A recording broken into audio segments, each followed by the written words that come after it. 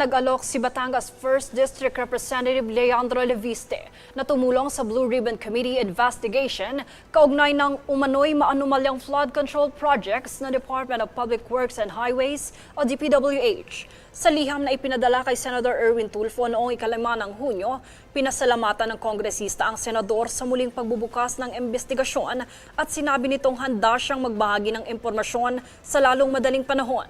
Ayon pa kay Leviste, bukas din siya na tumulong sa iba pang pagsisiyasat kaugnay ng mga proyekto ng DPWH. Sinabi rin ng mambabatas na sinubukan niyang kunin ang contact details ni Tulfo mula sa kanyang inang si Senador Loren Legarda, ngunit hindi umano ito ibinigay sa kanya. Kaya ipadadala na lamang niya ang liham sa official Senate email address ng senador. Matatandaang naging laman ng mga pagdinig ang tinatawag na Cabral Files na umano'y nag-uugnay sa ilang mataas na opisyal at mambabatas sa budget insertion para sa infrastructure projects noong 2025. Sa kasalukuyan, si Senador Erwin Tulfo ang kinikilalang chairman ng Blue Ribbon Committee sa ilalim ng Gatchalian Bloc.